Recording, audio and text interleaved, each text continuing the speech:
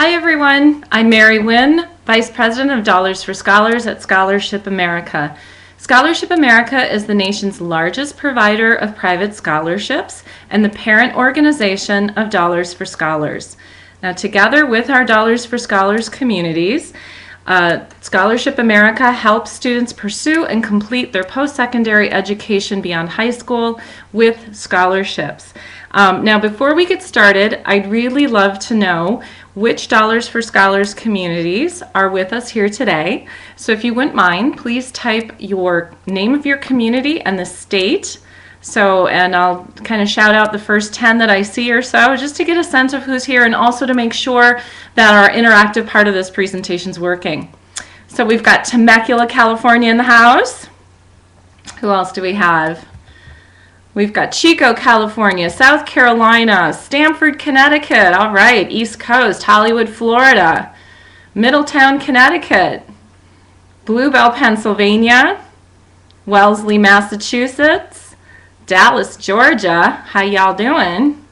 Irvine, California, Temecula Valley, Middletown, PA, Edmond in Oklahoma. This is fantastic. Katy, Texas. As you can see, we have a lot of people represented today from a lot of different communities. I myself am coming to you from warm and sunny Minnesota, otherwise known as Southern Canada, or lately the vortex, the middle of the polar vortex. So it's really cold here. I'm glad I'm inside, and more importantly, I'm really glad to be with you today.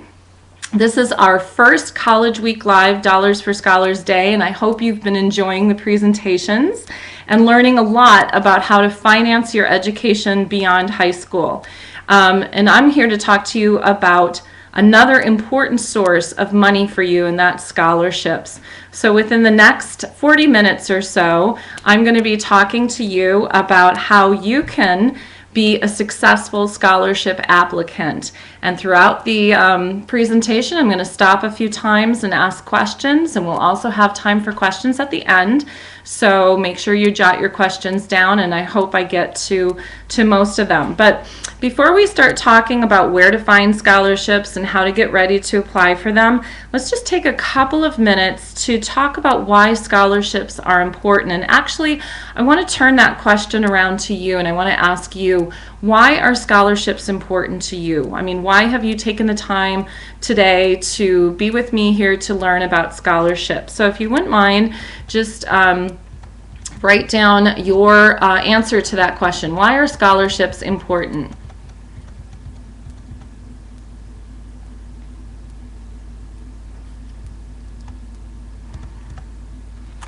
So people are saying they need scholarships because it's a great way to pay for college. I'm seeing others that are saying that it's free money. I'm seeing others that are saying that it's great recognition. Oh, that's good. Looks good on a college application. Absolutely. Because it'll help pay for college. Absolutely. These are all great answers. You know, in my day, not to age myself, but scholarships were really mostly about recognition. They were mostly about that pat on the back and, you know, sort of a good job well done. It was a nice thing to have. But today, as this chart shows on the screen, scholarships and grant funding really make up the biggest piece of the pie in terms of how students and families pay for education beyond high school. The graph that you're looking at shows that there are many sources of funds that families and students use to pay for college, and while it may initially look impressive that nearly 30% of how people pay for college is financed through scholarships and grants, if you look closer at that graph and kind of add some things together, you'll see that 46% is actually comprised of borrowing money. Now, whether that's your parents borrowing money or you borrowing money, borrowing money for college is becoming more and more the norm, and it's becoming more and more concerning for individuals and, quite frankly, for our economy. So one important way for you and your families to try and reduce that level of debt, that level of borrowing, is to look at private scholarships. Again, not just as a nice extra reward, but really an important part of how you can finance your education and reduce the amount of debt that you are going to have when you're done with college. So let's see. Oop, there we go. Next slide. Nope, too far. Okay, sorry about that, guys. All right, while most of the scholarships out there are not going to pay for your entire college education, unfortunately. Now, there are some big ones that pay for everything, but those are pretty rare.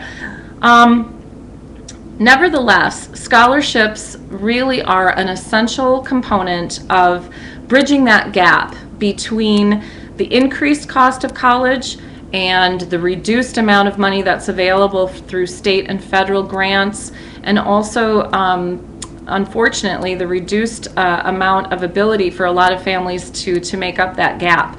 So scholarships really do help fill that gap. And the good news is there's a lot of scholarship money out there. Hundreds of millions of dollars every year are given to students just like you in the form of scholarships. In fact, Scholarship America, together with our local Dollars for Scholars organizations, last year alone gave $200 million to over 100,000 students. Now that's a lot of money, and that's just one scholarship organization. So you can imagine that there's a significant amount of money out there to be found. And the best part of this money, as you guys pointed out when I asked you the question, is it's free. It doesn't have to be paid back. Scholarships are not loans. They are really grants or financial awards given in recognition for certain achievements, participation, or in many cases because there is a financial need. But you should never look at scholarships as some sort of charity or handout. I mean, really, they are actually an investment in your future, an investment that says we believe in you and we believe in education. And while this investment doesn't have to be paid back in the form of dollars, like a loan, the people who are giving to these scholarship programs really do expect to see a return on their investment. And if you think about it, if you were to give money to somebody to go to college, what would you expect? You would expect that they would use that money wisely. You would expect that they would succeed in college and maybe even give back to society in some way in the future. Well, the people who are funding the scholarship programs that you're going to be applying for are just the same.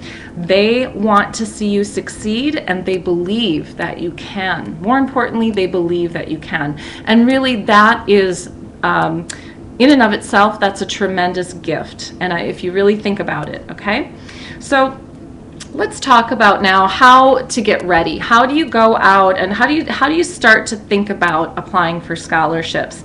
And like anything in life, preparation is really the key.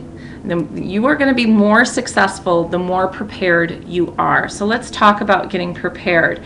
Now, if you're going to be applying for scholarships through your local Dollars for Scholars organization, you're going to be going online and you're going to be completing a profile, a personal profile.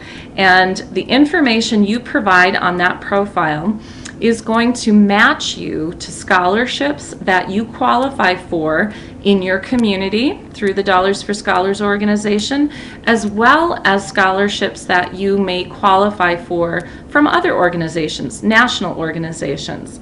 So it's really for those of you in Dollars for Scholars communities, it's a really great one-stop shop. You fill out one profile, you match to a whole bunch of stuff. So the more complete and robust your profile is, the more you are likely to match to more scholarships. So the first thing you need to do, and this is really important for, especially if you're an underclassman, okay, even if you're a sophomore or a junior, take some time before you go online, before you start filling out that profile or filling out that scholarship application. take some time to do what I call a personal inventory. And a personal inventory is really just a list of everything that makes up you. You know, it's your background, it's your history, what's important to you, what makes you unique, what makes your what are your dreams? What are your goals, your aspirations?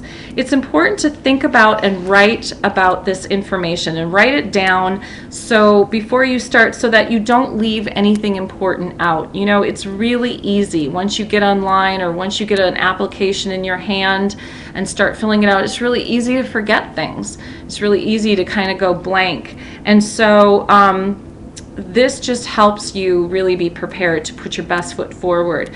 Also, because many scholarships require some kind of personal essay, taking the time now to think about and reflect on your personal characteristics and write that information down is going to save you time, and it's going to help you get a jump on developing the content for those essays. Along with jotting down all of your personal information, you know, sort of what makes you tick, your goals, your aspirations, you're also going to create what we call a scholarship resume. And a scholarship resume is a lot like a job resume, right? So it outlines your accomplishments in life so far and the activities that you've done so far. These accomplishments and activities can be personal, they can be academic, they can be extracurricular. But really take the time to think about everything that you've been involved in, everything that you've done beyond the classroom, work experience, etc. These list them out from the most current to the earliest that you can remember. And don't forget about things that you did in 6th grade or 7th grade or 8th grade. Those are important too. Anything within those activities then that can be considered like an accomplishment, an award you received, or a leadership role that you took. Those should also be listed out. And again, having this list on hand when you go to fill out your profile or go to fill out your scholarship application, that's again going to help you not forget something important. The more robust the information that you provide about yourself, the more likely you are to stand out and to be successful. So once you have your profile or your personal inventory done and your scholarship resume completed, you're also going to want to organize your materials and your information. Organization is really, really important because there are a lot of different deadlines that you're going to be facing in the scholarship season, as well as deadlines that you need to remember for college applications, or different things, various things that the colleges are going to want. So really take the time to get organized. That's an important component. And once you've done all of that, you're now, I would say, you're ready to start searching. You're ready to look for those scholarships that might be a good fit for you. So let's take a moment to think about, where do we look for scholarships? So when looking for scholarships, students often go to the internet first, which of course, why wouldn't you? That's a great resource. You can literally find thousands of scholarships or potential scholarships just by doing a Google search, but that can be pretty overwhelming. So for students in Dollars for Scholars communities, again, you guys have an advantage in that you're going to match to scholarships that specifically fit the profile that you fill out in that online system. And that's going to really help you wade through all the different possibilities and find the ones that are just the right fit for you. However, if you're not in a Dollars for Scholars community, or if you want to search broader than that, you can certainly do an internet search. I would recommend that you search for things that are applicable to you, so applicable to your background, applicable to your interests, just to help narrow that field a little bit. I've included here on the screen some places where you can go outside of the Dollars for Scholars organization that that would really help in your search. So those are just a few really good examples of websites that could help you. So I'm going to take a moment here and see if there are any questions that have popped up so far. And if you think of anything, certainly write it down, and I'll take a few questions right now. Somebody asked if there is a way for somebody to watch this presentation later. There absolutely is. These all of the presentations today are going to be recorded, and you can find them on College Week Live, College Week Live's website. We will also provide links to the recordings through our Dollars for Scholars organizations as well. So.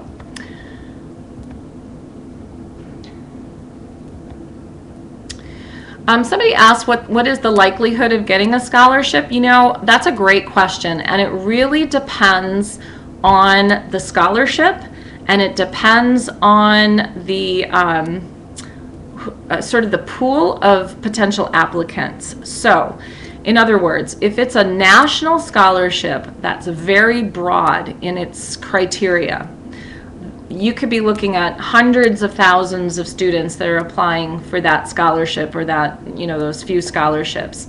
So, you know, just do the math. You're less likely to receive something like that. Not to say that you shouldn't apply. You should always apply because you absolutely never know. But if you look at a scholarship that is more local in nature, so the pool of applicants is going to be smaller, or it's a scholarship that's very, very specific. Maybe it's a scholarship, and I'm not kidding you guys, I'm not making this up. There's actually scholarships for tall Texans, or scholarships for kids who are interested or can speak Star Trek. I'm not making this up. There are interesting scholarships out there, and then they're very, very specific, and not everybody is going to match the criteria. So the smaller the pool of applicants, obviously the more likely it is that that you'll get one. So that's a great question. I'm going to look for a couple of other questions, and then we'll move on.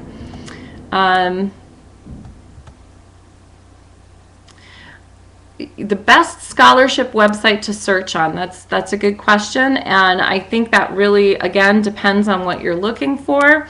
FastWeb is sort of the biggest. It has the most, it lists the most scholarships available out there. Now, again, if you're in a Dollars for Scholars community and you're filling out the profile online, the beautiful thing is we have a partnership with FastWeb.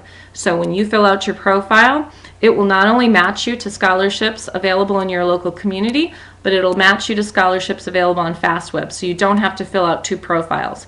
If you're not in a Dollars for Scholars community, FastWeb is probably the one that I would recommend, again, just because I think it's the most comprehensive site.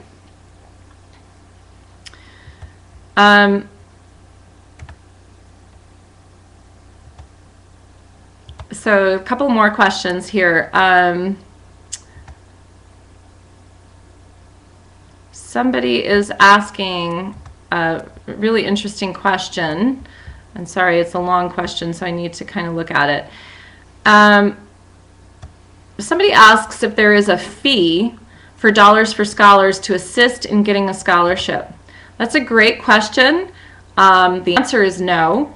But I'm going to talk about why you should stay away from anybody who's asking for a fee to apply for scholarships. We're going to talk about that in a little bit. So it's a really good question. I want you to pay attention to that later on. One more question here. It's what percentage of students applying for scholarships are actually awarded scholarships? That's a really, really good question. And Christine asked that question. Christine, I don't have a specific answer for you on that. It's really hard to know because every year that how many students apply for scholarships really fluctuates. But what I can tell you, again, I'll go back to what I said before, there are hundreds of millions of dollars available for scholarships. There are thousands and thousands of scholarships available. While I can't give you an exact percentage, I will tell you this, that if you spend, let's say you spend 40 hours, which is a typical work week if you're working full-time. That's what we consider full-time work, 40 hours a week. If you spend 40 hours searching for, getting ready for applying for scholarships, and let's say you earn even $1,000 in scholarships for that 40 hours. I don't think you're going to find a job at this stage in your life that's going to pay $1,000 for 40 hours. So it is well worth your time and your effort. In addition to that, even if you aren't successful and don't get any scholarships, what you're doing in applying for scholarships is going to help you apply for colleges. It's going to help you when you get to college. This search for scholarships doesn't end just when you get into college, and we'll talk about that in a little bit too. So these are great questions. I'm going to stop again later and ask, if there are other questions. So please continue to think about your questions. But I'll go ahead and move on with the presentation just so that we can get through everything. Let's see. Okay. Now, I want to talk a second about social media because, obviously it's a big part of everybody's life today.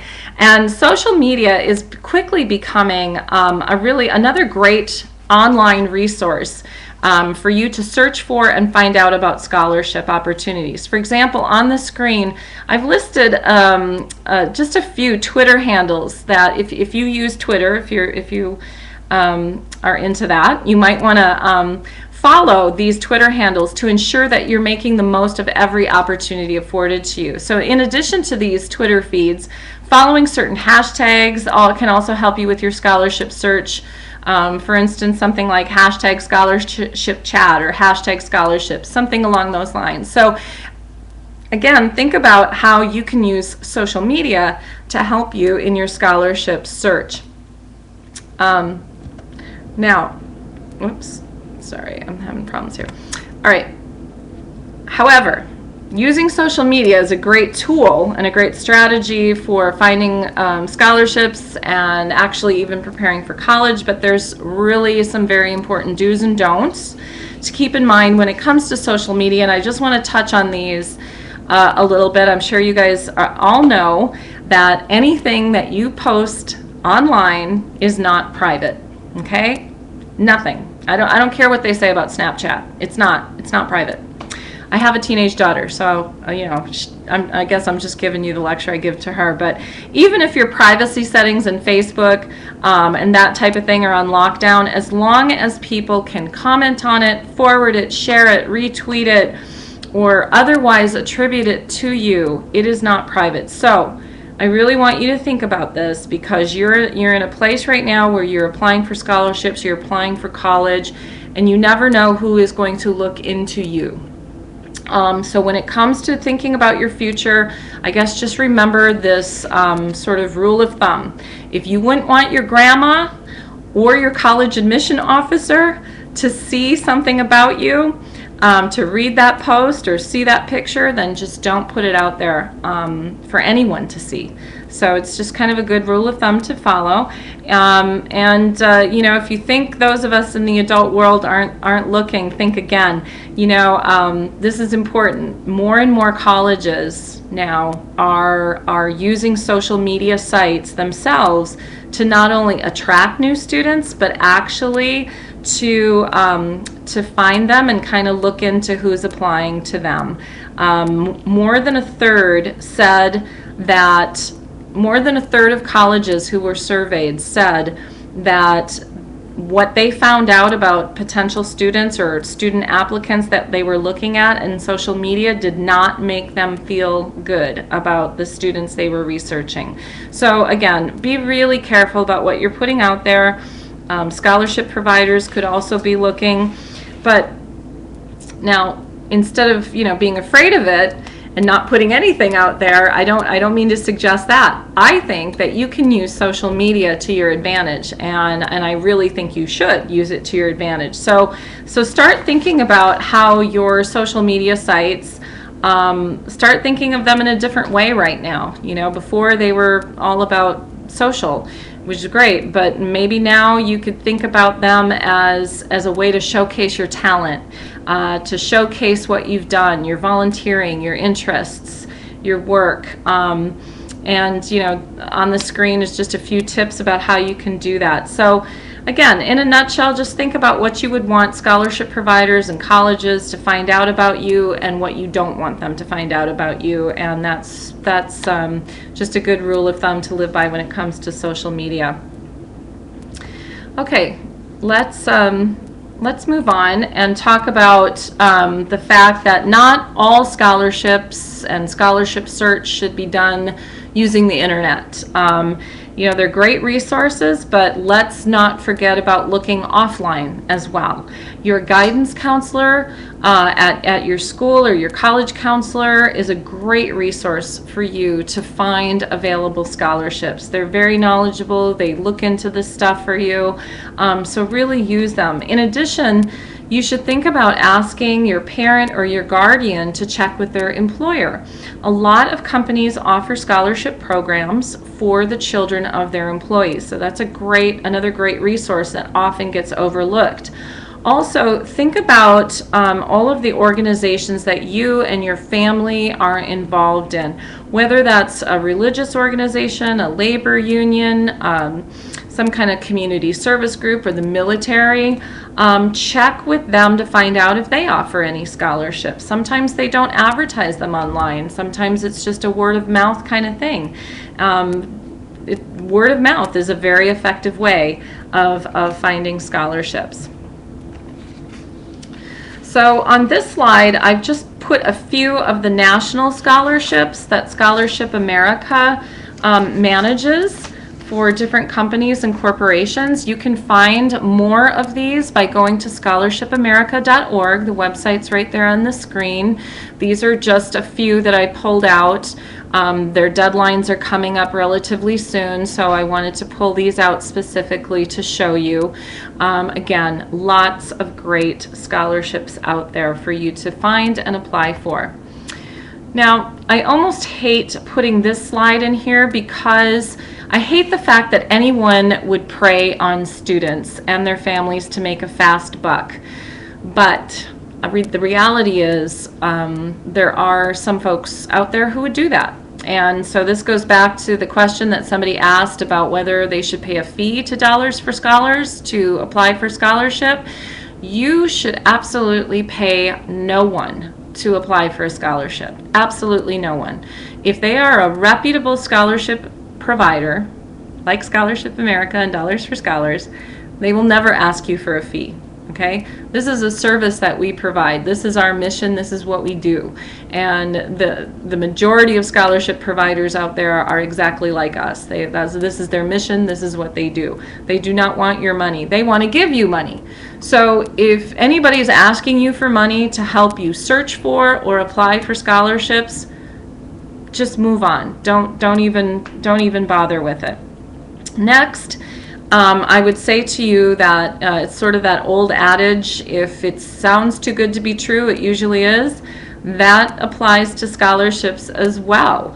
If you get a brochure or some kind of email that says you're guaranteed to win this money, it's free money, just sign up here to get your free money, it's probably some kind of scam because it's just not it's not something that a reputable scholarship organization would say to an individual.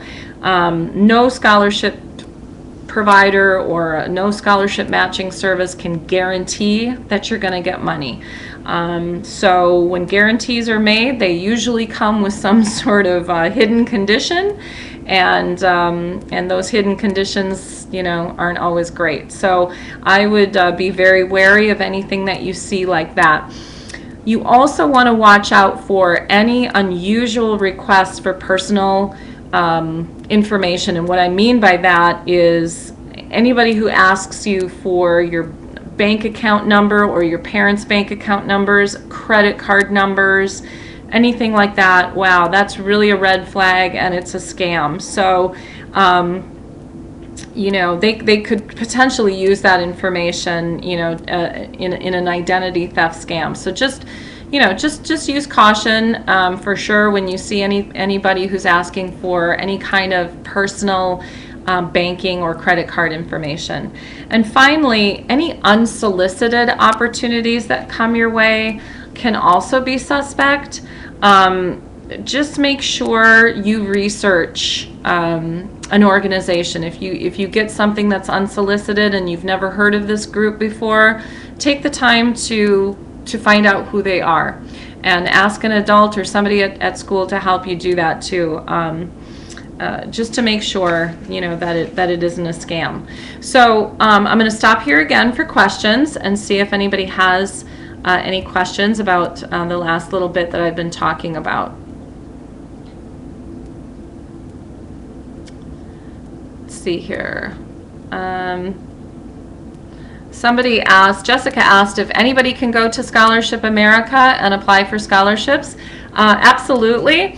As I said, you can fill out a profile, see what you match to. It doesn't necessarily mean that you'll match to something. Sometimes scholarships are really specific and you may not qualify for them, but you are absolutely welcome to come and fill out the profile and see what you match to. Let's see. This question from Matthew is, are scholarships available to apply for all year? That's a great question, Matthew. Actually, there are scholarships that are open. In other words, they have their due dates at various times of the year. However, you're going to find that the season that we're in right now, winter and early spring, is the most, I would say, common time for scholarships to be open, and those applications due, because the scholarship providers want to make sure that students have money in hand before they start their first year of college or the next year of their college. Let's see.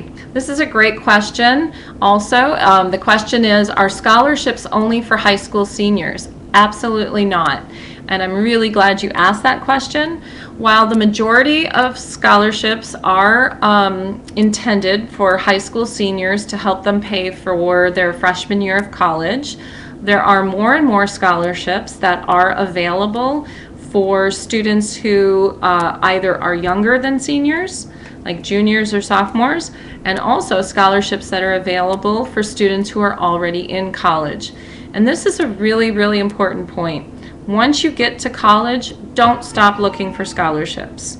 Make sure that you are always looking, because you are going to continue to need money each year for college, especially if your scholarship is only the scholarships that you receive in your senior year of high school are only one-year scholarships. They're only going to pay for that first year. So then what do? Make sure you continue to look for scholarships. The best kinds of scholarships to apply for and to receive are the ones that are renewable, the ones that will give you money for your first year, your second year, your third year, and beyond. So make sure you're looking for renewable scholarships. Those, like I said, are really the best, because then you always have money to count on year after year. Margaret asked if I would put the Twitter slide back up. Margaret, I would just tell you that, again, all of this is being recorded, so I'll try to remember to do that at the end, but if I don't, make sure that you find the recorded version of this presentation. Then you can go back and look at those Twitter those Twitter accounts.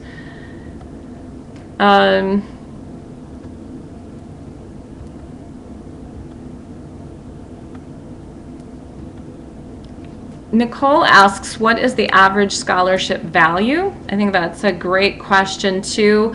Again, it really varies, but in our organization, the average scholarship for our national scholarships, the scholarships that come from corporations and companies, the average scholarship award is about $2,500. The average award for our local Dollars for Scholars organizations is just above $1,000.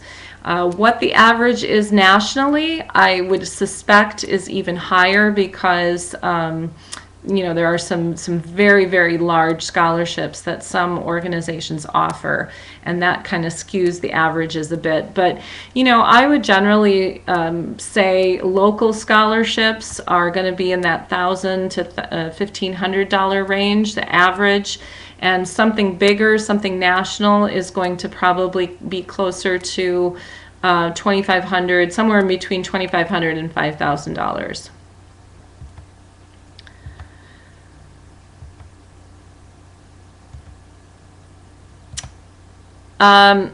This question is asking if scholarships ask for recommendations, and I would say there again it depends on the scholarship provider, but in my experience most of them are going to ask for some kind of letter of recommendation, or at least a reference, somebody that they can call just to verify that you are who you are and that you've done what you've done. So it's really, really important when you think about preparing for scholarships to think about who those references could be for you, who those people are that could write letters of recommendation for you, that know you best.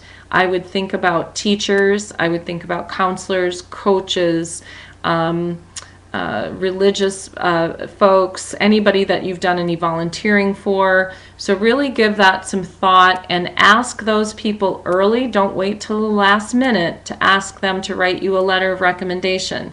This is, again, it goes back to preparation and organization. Make sure that you are giving those folks plenty of time to write you a great letter.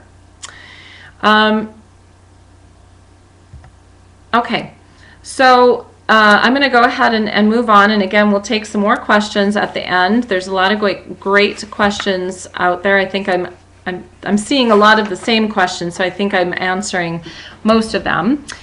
So let's move on to, now that you've completed your profile and your search and you're ready to sit down and complete that application, what do you need to do to put together the best application possible? Well, the first thing you want to do is understand what the scholarship sponsor or provider is looking for, okay? Why are they offering this award? What are their eligibility requirements, and do you fit those requirements? The last thing you want to do is waste your time or their time applying for a scholarship that you don't qualify for. So really make sure you understand why they're offering it. Also, you want to even if you qualify for it or meet their criteria, think about why is it that they are offering the scholarship. Are they trying to promote interest in a certain kind of field like science or technology? Do they want to identify promising future leaders? So is it a leadership-based scholarship? If you can identify their goals, you can really direct your application and particularly your essay to kind of match their goals, to really speak to them, and that's important.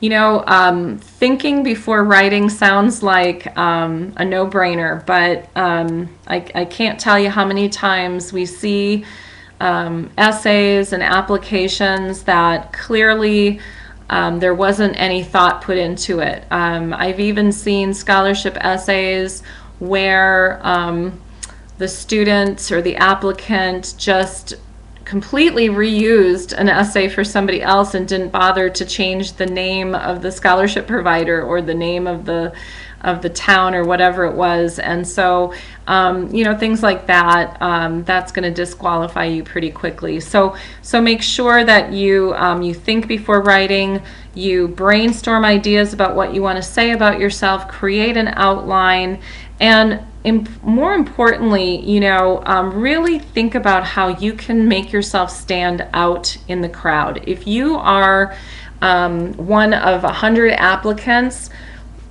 think about if you had to read 100 scholarship essays, that could get a little monotonous. So what's going to make you stand out? Be creative.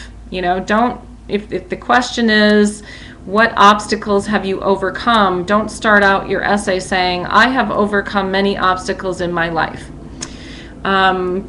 tell a story and think about being really creative and capture their attention. That's going to really help you, and it's going to make it less monotonous for those people who have to read all those essays. The other thing I want to point out, and this again sounds like a no-brainer, but follow the instructions. It's so important. Every scholarship is going to be a little bit different. And again, you'd be amazed at how many scholarship applications every year get thrown out simply because the student did not follow the instructions. The other thing I would say is never leave a question blank. Even if you don't have, or if the question doesn't apply to you, say this question doesn't apply to me, or not applicable, because if you just leave something blank, they're going to think that you just forgot to answer it, or you were too lazy to answer it, and that's not going to make you look good. So never leave anything blank. That would be an important thing to keep in mind. Now, the other thing to keep in mind as you're writing an effective application is if your answer to a question is abstract, make sure that you support it with concrete examples to illustrate your point. So this is kind of the same thing you would probably hear from your English composition teacher, right? Don't just tell me something, show me, help me to understand. So they want to see evidence that you fit their requirements. So whenever possible, don't just tell, show.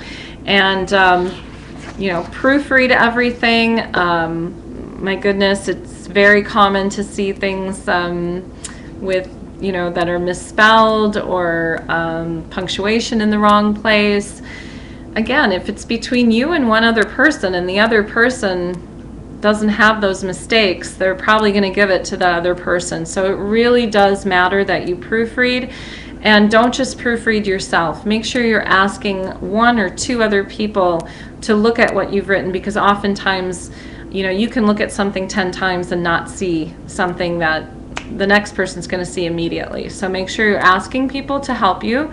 I would say, if you can, either your English composition teacher or somebody who has a background in writing or just does a lot of writing for their professional life, maybe they would be a really great person to ask to read what you've written. They can not only proofread and look for those little mistakes, but they can also help you edit and really, again, help you put your best foot forward.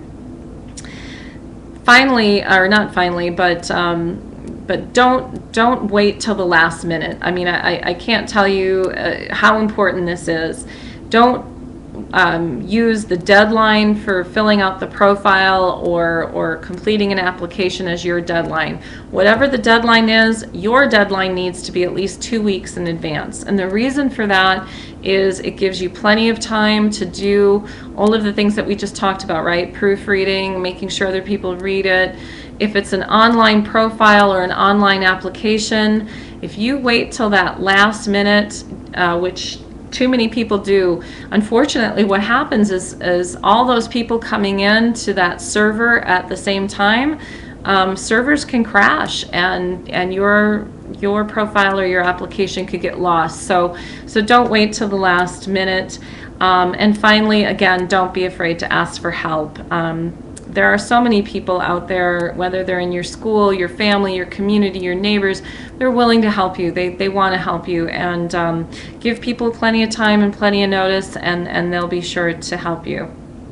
Now, when you are awarded a scholarship, you've done all this work, you've submitted your profile, your applications, and you start getting your congratulation notices, which is going to feel great.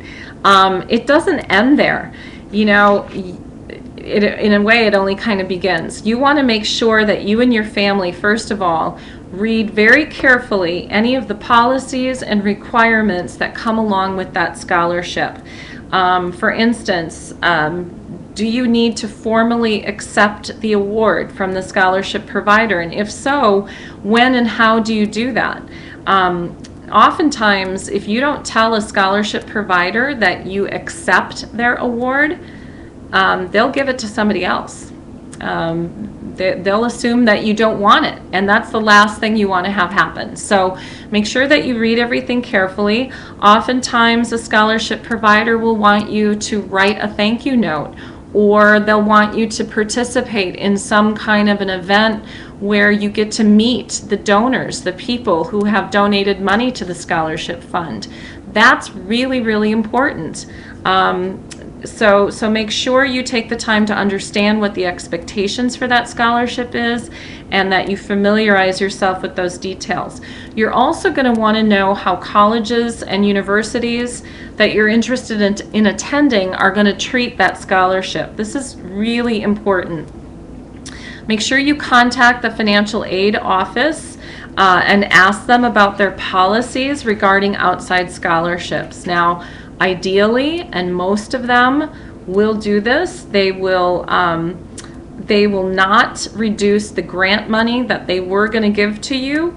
They will, or the scholarships that they were going to give to you. Instead, they're going to reduce your unmet need. So they would use your scholarship, the scholarship that you receive from another organization, and they should use that to reduce the self-help portion of your financial aid package, which the self-help portion is where your loans are, it's where work study is. Again, you want to use scholarships to reduce the amount of loans you have to take out. You don't want to take out a lot of loans if you have scholarships. So remember, the benefit of the scholarship should be to help fill your gap, your unmet need, not replace money or aid that you would have already been eligible to receive. Now, if a college or university isn't willing to do this, you may want to consider a different college or university. And by the way, for those of you in Dollars for Scholars communities who get a Dollars for Scholars scholarship, be sure to check out our Collegiate Partners directory, which you can find at scholarshipamerica.org. Collegiate partners are those colleges and universities who have signed an agreement with Scholarship America to treat your scholarship that you get from Scholarship America or Dollars for Scholars fairly, to treat it in the right way, to not reduce other aid that they were going to give you. So that's just a good reference or resource for some of you.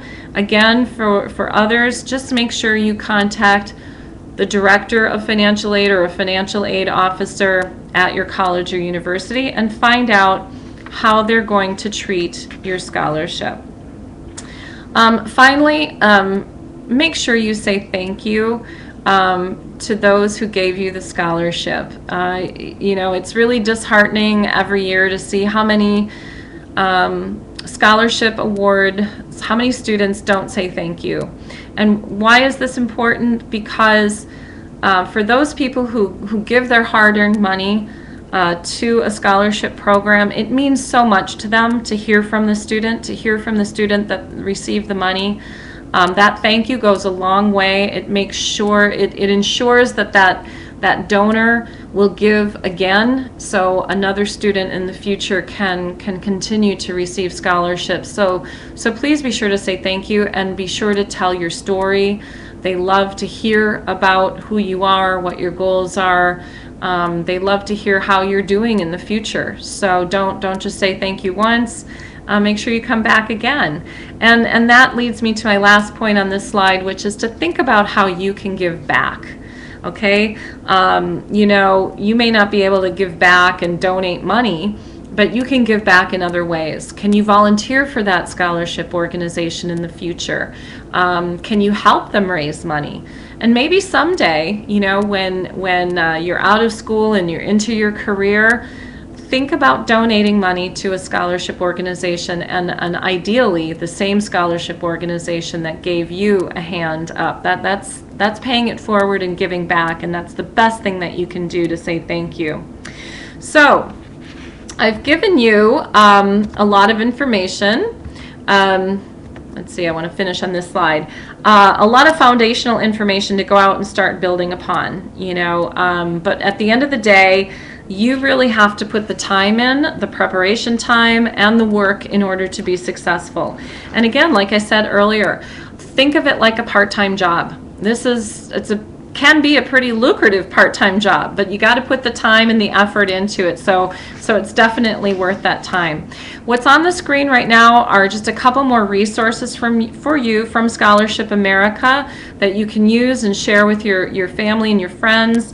The first link is to a video, which is just a nice little clip of kind of highlights of some things I talked about today.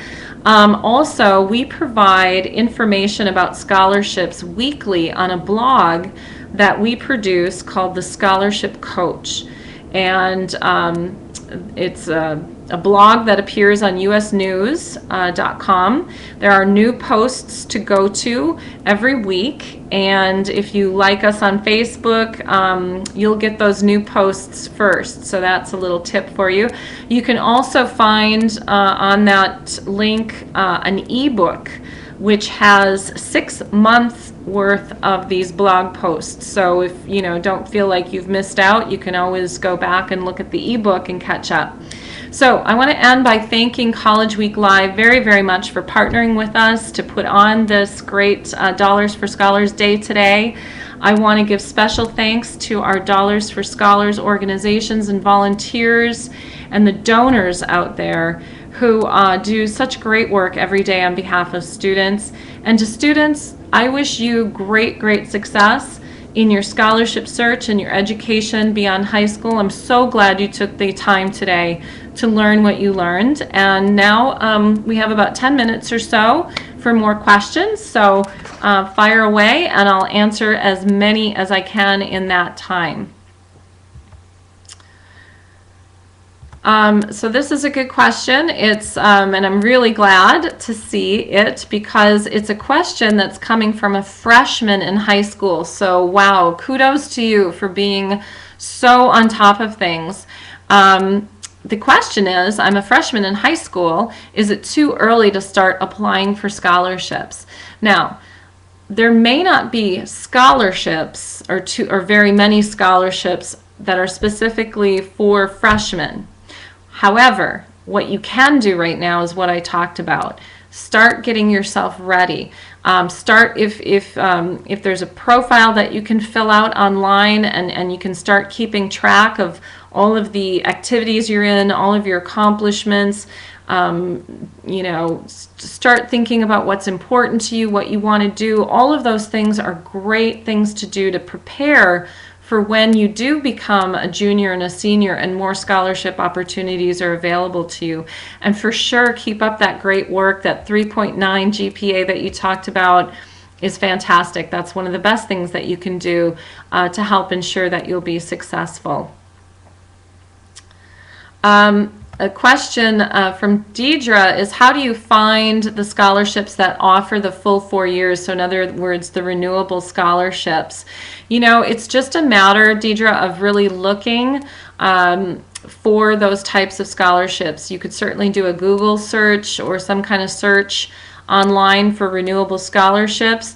But what I would say is that any scholarship that looks attractive to you, that is appealing, that you think that you fit, just read the information. They'll tell you right up front whether it's a 1-year or a one-time award or a 4-year award. So just read the fine print on all of the scholarships that you're looking at, or like I said, you could do a search specifically for those types of scholarships.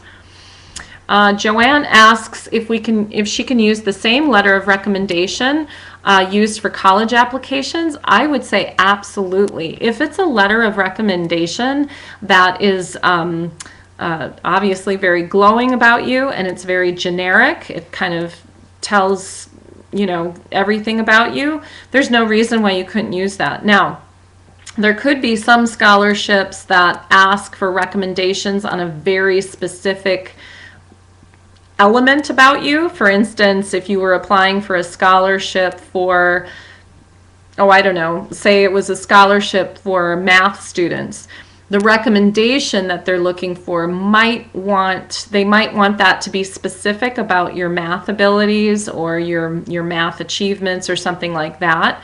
But most scholarships typically just want a kind of a generic recommendation letter, and so you can absolutely repurpose or reuse those recommendation letters. Good question. Let's see here. This is from Jonathan, who is a high school junior, and he's asking for when's the best time to start applying for scholarships. Jonathan, you know what? You're on the ball, and you are actually ahead of the curve. And I would say right now is the best time to at least start looking at what is out there. Again, you're going to find that the majority of scholarships are for high school seniors, but there are many scholarships out there for high school juniors. So again, just go back and look at the resources that I provided in terms of where to find scholarships. If you are, if you have a Dollars for Scholars in your community, you can go and start filling out your profile now as a junior and see what you match to. You can go talk to your high school counselor and see what they know about scholarships for juniors. And even if you don't find anything specific to you right now as a junior, again, start doing all those preparation things that we were talking about so that next year you're just going to be, you know, completely ready, and you'll be flying with scholarship applications. Alexandria asks that she says that some of the scholarships she's found require a $5 application processing fee. Is this typical? Again, no. It's I don't know if it's typical, but it's not ethical. It's not right. And I would really encourage you to pass those up and look for the majority of scholarships which do not ask for any kind of a fee. So, you know, use your best judgment, but, you know, if it's a legitimate scholarship provider, they're not looking to make money from you, they're looking to give you money. That's kind of the rule of thumb with that. So that's a really good question. Let's see. This is a good question. What are the scholarship providers looking for in an essay? And Teresa, what I would say to you is that it really varies from scholarship provider to scholarship provider. Some of the essay questions are going to be very generic, like, for instance, tell us about you and why you think you deserve to win this award. That's pretty general. Then you're going to get other essay questions that are going to be very, very specific. Tell us about your personal experience with X and how you think that experience is going to lead to Y, you know? So it really just depends on the scholarship. But in general, what I would say, I'll go back to something I said earlier.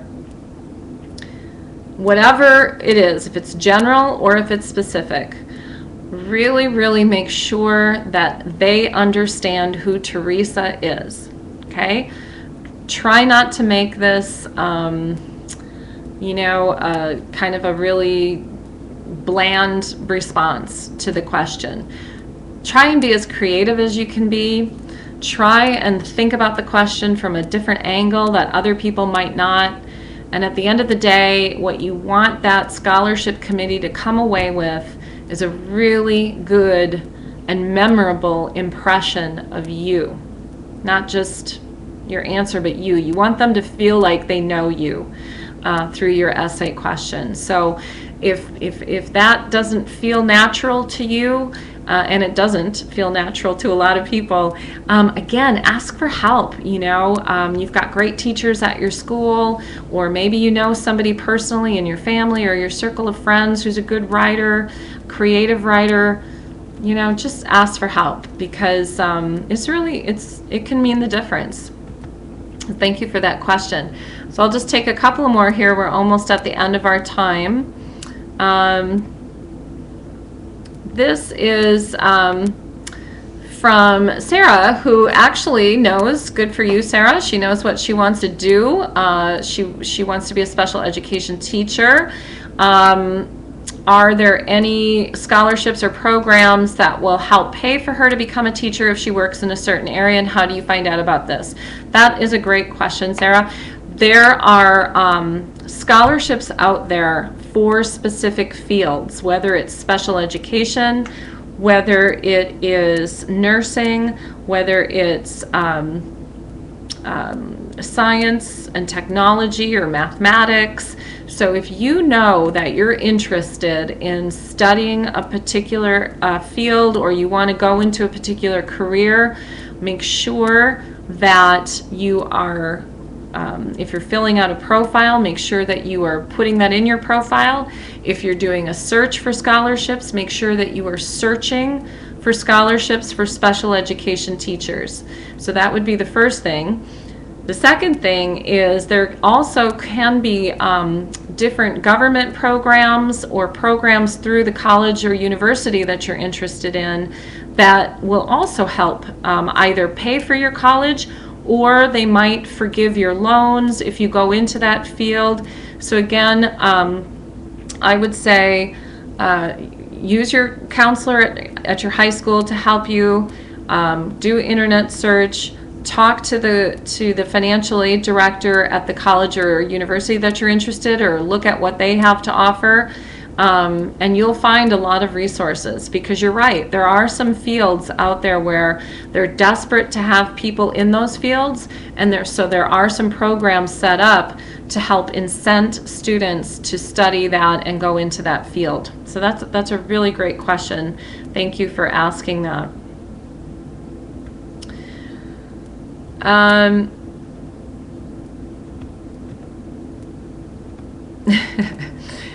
Somebody asked if you can sell your organs to pay for college. I wouldn't recommend it. I kind of think you might need those organs someday, so no, that would be a no on my part. I've had a few questions about international study or international students to obtain scholarships. There are scholarships out there for international study, or for international students who want to study in the United States. I would say just do a very specific internet search for those. Those are going to be pretty specialized, but they do exist. And oftentimes a college and university has special scholarships for students who want to come study at those universities. So make sure you're always looking at what colleges and universities have to offer as well for scholarships. Let's see, one more question here. This is a good question. It's Catherine asks, what do you recommend for students who don't qualify for need-based aid? So there are two types of scholarships out there, or actually three. There's need-based scholarships, where all they're kind of looking at is if you have financial need or not. Then there are merit-based scholarships, and merit-based scholarships don't care if you have need or not. They just want to look at what you've done, what your accomplishments are, you know, what your academic accomplishments are, what your community service accomplishments, etc. And then there are those scholarships that are both need and merit-based, so they look at both. So if you don't have financial need, but you want scholarships, you know, again, to help fill the gap, or because, you know, you want that recognition, it looks good on your resume, whatever the case may be, you're going to want to look for those scholarships that are only merit-based. They're only looking at the merits of what you've done, and they don't ask you for any financial information. And there are definitely many, many scholarships out there like that. So you won't have a problem, Catherine, finding that. So our time has come to an end. I want to thank you all very much for your attention, your great questions. I hope this has been helpful for you. I want to again say good luck to everybody, and thank you to College Week Live. And take care. Good night.